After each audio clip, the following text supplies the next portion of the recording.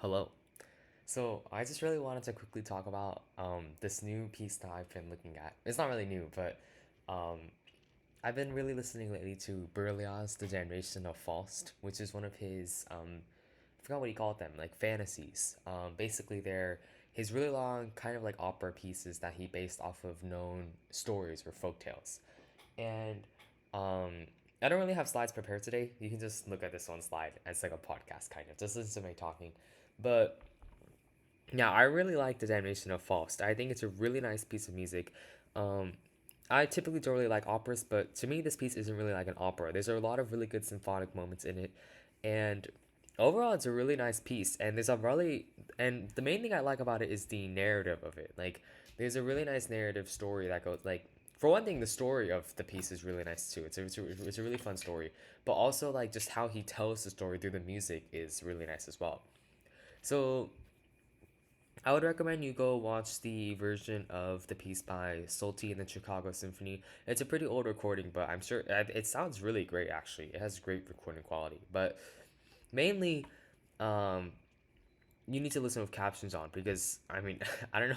I don't know. If you don't understand what the lyrics are saying, it's not gonna have the same effect. But I just wanted to mainly talk about the last few scenes of the piece because that's really when it starts like shining for me. I know there's like the Hungarian dance. No, I think it's the Hungarian dance. Yeah, but I don't know. I didn't really care for it that much. But mainly, what I really liked was the last few scenes, specifically scene 18, 19, 20. You know those scenes. So these are the last few scenes of the play, and I'll start by talking about the story of the Damnation of Faust. So for one thing, Faust is like a really common recurring character. He's basically like a representation of like, don't sell your soul to the devil. So Faust like sold his soul to the in the story about Faust. Um, he sold his soul to the devil, and because he wanted infinite knowledge and stuff like that. That's basically how the main trope goes. And then usually how the trope ends is that Berlioz like, he eats his words, he regrets his decision, and then he gets dragged to hell by the devil. There's a lot of variants about the story, but that's basically like the common trope. And then in Berlioz's version of the Damnation of Faust, the way he does it is so Faust he sells his soul to the devil for knowledge. Then he meets this beautiful young woman that he falls in love with, and then the young woman accidentally kills her mother because she wants to spend more time with Faust, but her mother won't allow for that. So she accidentally kills her by giving her too many sleeping potions, and then she gets dragged to prison. And so the person who Faust has been speaking to in this story is not the devil; it's Mephistos, who is like a messenger of the devil. He's like, yeah. And so Faust has been talking to Mephistos, and then Mephistos tricks Faust by saying, "I can take you to save your love." And basically, what I'm talking about is the events of scene four. There's a lot that happens in the earlier scenes, but this is like when their story really like actually like happens. And so they both get on these steeds, and then they ride to the prison. Well, at least Faust thinks they're riding to the prison. It turns out Mephistos has tricked Faust in that they're going straight to hell. And then yeah, Faust is cooked. He's gone. And then yeah, that's basically the story. I mean, there's also an epilogue scene where like the lady that Faust falls in love with gets spared and she goes to heaven, which is a really nice ending. And yeah, because in the end she was innocent, and that's like I think that really helps with the overall theme. But basically, that's the story of the Damnation of Faust. Now I want to talk about Berlioz's genius narrative writing. Okay, so I'll start with scene 18 of part 14. No, sorry, scene 18 of part 4. Basically, this is like the last three scenes of the play or the opera. So basically, this is right when they're about to write off. So first off, Berlioz has this amazing orchestration ability. He has the strings playing like this like kind of marching thing to represent the galloping of the horses they're riding on. And then afterwards, there's like the oboe has this really nice solo. It's the really famous oboe. I'm sure a lot of people have actually seen it before because there was this really famous clip a while back where like the oboe's reed snapped while he was playing the solo, and then he had to take his like stand partner's reed or something. I don't know, but yeah, that's where that's from. And so and then there's also the choir, and so the choir is singing this really nice like Latin melody, like Sancto Ora Pro Nobis or something, and then like basically like Mephistos and Faust are exchanging dialogue, and then so there's this one segment where it's like you know, so Berlioz actually like breaks like the fourth wall, you could say, kind of. So he has like the choir singing as background music, right? While Mephistos and Faust are talking, and then suddenly, not suddenly really, but Faust says like, "Watch out for the woman in choir singing, like woman and children singing at the cross," and then it turns out that he's actually talking about the choir singing to us. So like Berlioz like has like the choir like become a part of the story, and then you can see this when just out of nowhere the choir screams, which is a really cool effect. And then that's when you realize that it's because, well, like Mephistos and Faust like ran them over. And so like, I mean, for one thing, screams are a really contemporary thing in music. Like you don't really see screams being written in opera music. That's kind of like a contemporary thing. It's not usual. But yeah, it's really nice. It's really like plays an integral part to Berlioz's story writing.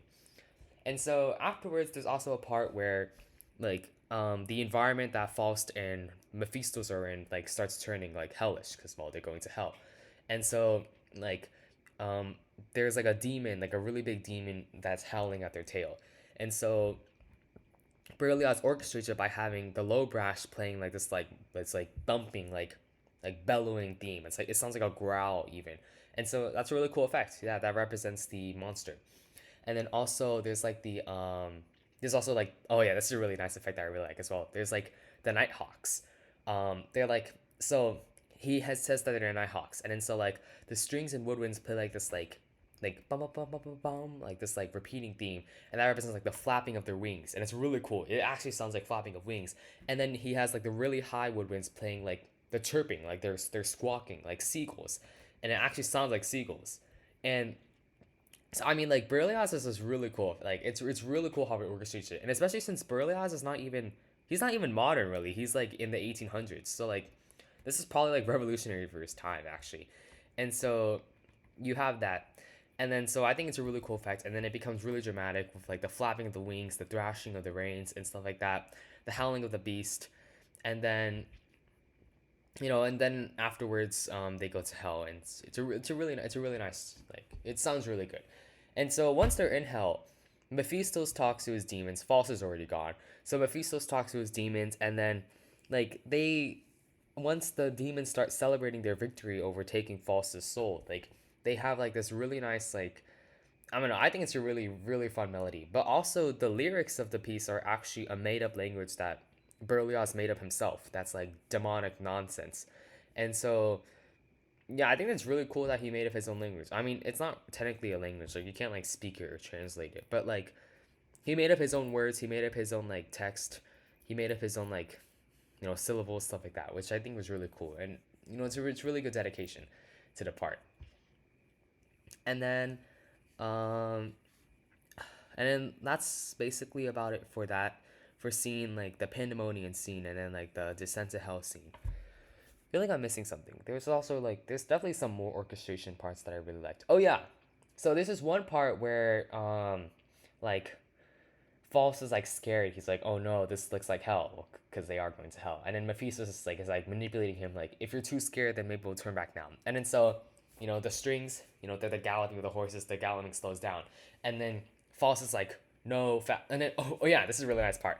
And then Mephistos is like, her death bell tolls. Her being like Faust's love because she's getting executed. So it's like her death bell tolls, and then Faust is like, and then they literally like ring a bell in this scene. So I think it's really cool. Like you can hear like the ding of the bell, and so Boss is like, "Oh no, I hear it faster." And then when he says faster, the galloping of the horses literally becomes faster, and so yeah, it's really cool.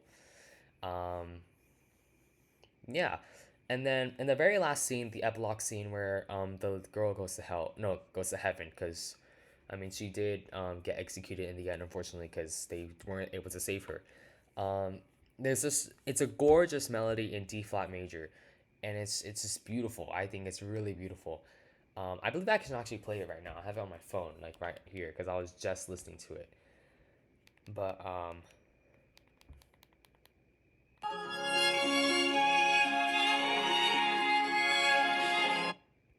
but yeah.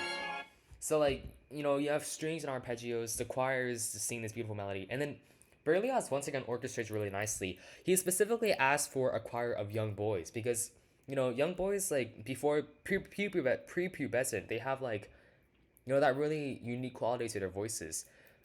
It's high like a sopranos, but not like with like the high pitched shrieking that a sopranos have. It's like more mellow. It's mellow, yeah, and it's naturally mellow too. So it's a really nice effect that Berlioz gets from that. And then the ending is just gorgeous. I never thought that D flat major could sound so good, but I suppose, yeah. But yeah, it's a really beautiful piece and a really beautiful ending. And you know, the whole piece is like 2 hours long, but you should listen to it. It's so good. Specifically, if you can only listen to a bit of it, specifically listen to the last few minutes of it. I believe that for the Chicago Salty version, I would say start from like 1 hour 57 minutes because that's when like the descent to hell scene starts. 57 minutes, yeah. So yeah, you guys should check it out. It's really good.